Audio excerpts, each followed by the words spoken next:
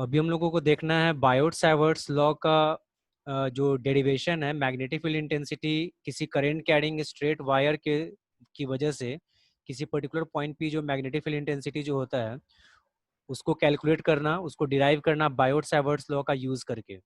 ठीक है, तो उसको डिराइव करने का जो है तो उसका तरीका अभी हम लोग देखते हैं। तो सबसे पहले इसका जो फिगर है उसको देखना है। ये जो फिगर है उसमें ये ए बी जो है वो करंट कैरिंग स्ट्रेट वायर है। ठीक है, A B is a current carrying straight wire और पी वो पॉइंट है जिस पॉइंट पे इस current carrying straight wire A B की वजह से मैग्नेटिक फील्ड इंटेंसिटी को कैलकुलेट करना है यूजिंग बायोट सावर्ट्स लॉ। ठीक है अब उसके बाद जो पॉइंट पी का करंट कैरिंग स्ट्रेट वायर से परपेंडिकुलर डिस्टेंस जो है वो ए है, स्मॉल ए। ठीक है, उसके बाद इस वायर के थ्रू करंट जो है वो आई करंट जो है वो फ्लो कर रहा है। फिर जो करंट कैरिंग जो स्ट्रेट जो ये वायर जो है ए बी, इस पे हम एक छोटा सा स्मॉल करंट एलिमेंट जो है वो ले लेते हैं डीएल। तो डीएल स्मॉल करंट एलिमेंट जो है इस पे हम ले लेते हैं। ये जो डीएल करंट एलिमेंट जो है ये पॉइंट पी के साथ थीटा एंगल बनाता है, जो कि हम लोग बायोट सावर्ट्स लॉ में देखे भी थे, थीटा एंगल बनाता है। तो ये पॉइंट पी के साथ थीटा एंगल बना रहा है। उसके बाद ये जो डीएल करंट एलिमेंट है ये पॉइंट पी से आर डिस्टेंस पे है, डिस्टेंस जो है ये आर है। फिर उसके बाद यहाँ पर जो एंगल बन रहा है फाई बन रहा है, मतलब एंगल सी पी ओ। ठीक है, सी पी ओ जो है वो फाई है। फिर इसके बाद ये जो करंट एलिमेंट है डीएल, इसका डिस्टेंस सी से स्मॉल एल है। ठीक है, मतलब O C is equal to L, O C is equal to L. फिर P C is equal to क्या है, स्मॉल ए। ठीक है, फिर इसके बाद ये जो करंट कैरिंग कंडक्टर जो है वायर, तो उसका जो एक एंड है ए, वो पी के साथ थीटा वन एंगल बना रहा है, थीटा वन। ठीक है, और जो करंट कैरिंग वायर का ही जो बी पॉइंट है, ये वाला एंड है, वो पी के साथ थीटा टू एंगल बना रहा है। ठीक है, तो ये सब जो है इसका इसके फिगर से रिलेटेड इंफॉर्मेशन है। अब इसके बाद जो है इसी चीज को लैंग्वेज में यहाँ पे इस चीज को लिखे हैं कि let us consider straight wire A B lying in the plane of paper. ठीक है, carrying current I in the direction of A to B, A से बी की तरफ करंट जा रहा है आई। ठीक है, पी वो पॉइंट है जिसपे हम लोगों को मैग्नेटिक फील्ड इंटेंसिटी कैलकुलेट करना है। ठीक है, जो कि ये सी से ए डिस्टेंस पे है, परपेंडिकुलर डिस्टेंस ए है, तो मतलब P C is equal to A, जो हम लोग फिगर में ऑलरेडी देखे हैं। आईडीएल जो है वो करंट एलिमेंट है जो कि ओ पॉइंट से थीटा एंगल बना रहा है और डिस्टेंस उसका आर है। ठीक है, फिर इसके बाद तो वही यहाँ पे और सीओ हम लोग देखें, ये सीओ जो करंट एलिमेंट है उसका सी से डिस्टेंस जो है वो एल है। ठीक है, ये जो बोले हैं इसका सीओ। ठीक है, सीओ जो है वो एल के बराबर है, स्मॉल एल के बराबर। अब उसके बाद मैग्नेटिक फील्ड इंटेंसिटी जो है पॉइंट पी पे जो हम लोग को कैलकुलेट करना है, जो current element I D L है उसकी वजह से, तो वो बराबर क्या होता है, mu naught by four pi I D L sine theta by R square, Biot Savart's law के हिसाब से इसको फर्स्ट इक्वेशन माने। अब लेते हैं ट्रायंगल पीओसी। ठीक है, तो पीओसी ट्रायंगल में आते हैं। पीओसी ट्रायंगल में पी ओ सी ट्रायंगल में ये 90 डिग्री है, क्योंकि परपेंडिकुलर डिस्टेंस है, तो यहाँ पे 90 डिग्री का एंगल बन रहा है। तो जब ये 90 है तो थीटा प्लस फाई 90 डिग्री के बराबर हो जाएगा। थीटा प्लस फाई 90, एक ट्रायंगल में जब एक एंगल 90 डिग्री है तो बाकी दोनों एंगल का सम 90 डिग्री। ठीक है, तो वही चीज यहाँ पे लिखे कि पीओसी ट्रायंगल में theta plus phi is equal to 90 degree होगा। तो थीटा बराबर क्या हो जाएगा, 90 डिग्री माइनस फाई। ठीक है, अब उसके बाद जो है ये साइन, दोनों तरफ साइन लगाते हैं। ठीक है, तो sine theta is equal to क्या हो जाएगा, साइन 90 डिग्री माइनस फाई। ठीक है, तो साइन थीटा बराबर क्या हो जाएगा, sine 90 minus phi cos phi के बराबर हो जाएगा। ठीक है, कॉस फाई के बराबर। तो इस तरह से ये जो है साइन थीटा जो है वो कॉस फाई के बराबर आ जाएगा। फिर इसके बाद ये कॉस फाई की वैल्यू को हम लोग देखते हैं। तो कॉस फाई की वैल्यू को निकालना है तो इसके लिए ट्रायंगल पर देखते हैं।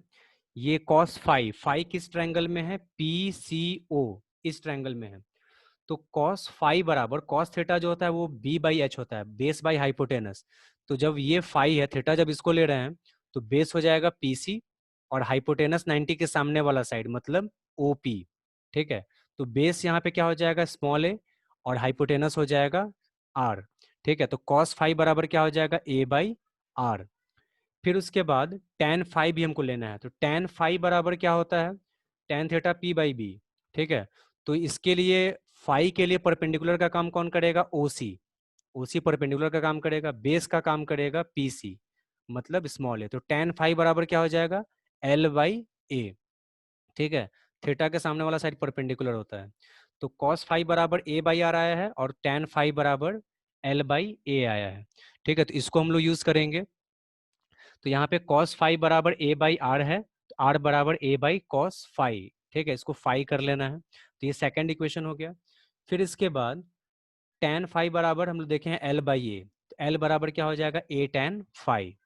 दोनों तरफ फाई के रेस्पेक्ट में डिफरेंशिएट कर देते हैं, तो differentiating with respect to phi we get, तो D L by D phi बराबर ए कॉन्स्टेंट है तो ए बाहर निकलेगा, A into D tan phi by D phi. ठीक है, तो tan थीटा का डिफरेंशिएशन सेक स्क्वायर थीटा होता है, तो a into sec square phi. ठीक है, तो D L by D phi बराबर ए सेक स्क्वायर फाई हो गया, तो यहाँ से डी एल बराबर क्या हो जाएगा डी फाई उधर जाके मल्टीप्लाई हो गया, तो A sec square phi into D phi, इसको थर्ड मान लिए।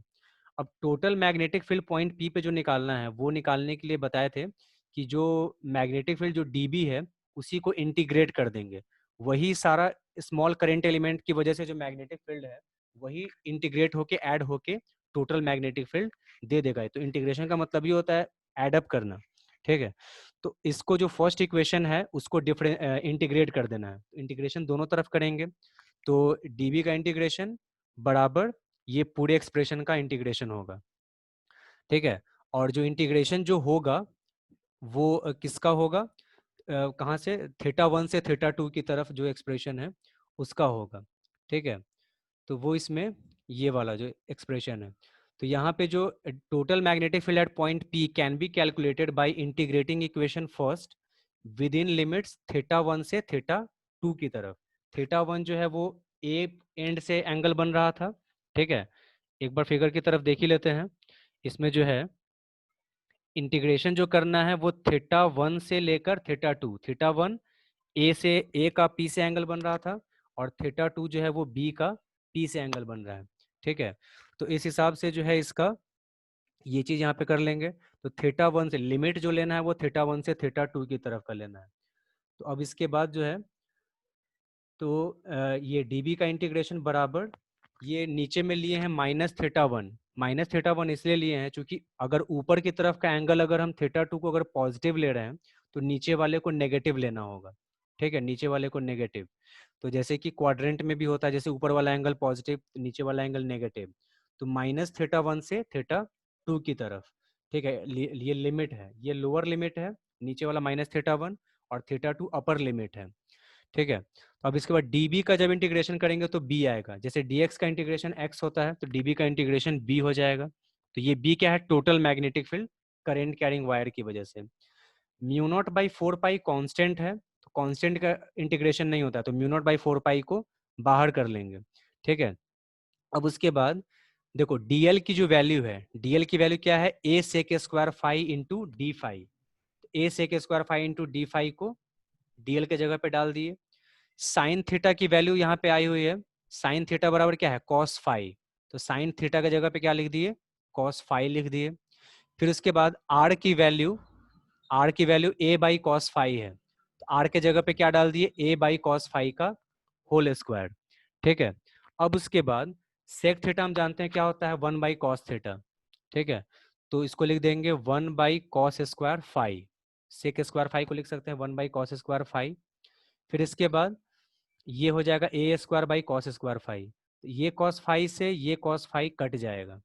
ठीक है, और इसका जो ए है और ये ए स्क्वायर है तो एक ए से एक ए कट जाएगा, तो उसके बाद जो बचेगा वो बचेगा इसका इधर ये चीज, तो b बराबर mu naught by four pi बाहर है, I into one by cos phi into D phi by नीचे में एक ए बच जाएगा बाई कॉस स्क्वायर फाई, तो ये cos स्क्वायर फाई जाएगा ऊपर और ये cos फाई आएगा नीचे, ठीक है। तो एक cos फाई से एक और cos फाई कट जाएगा, तो अब बच जाएगा आई। करंट जो है वो सेम है, सेम करंट फ्लो करेगा, तो करंट यहाँ पे कांस्टेंट रहेगा, करंट को हम वैरी नहीं कर रहे हैं।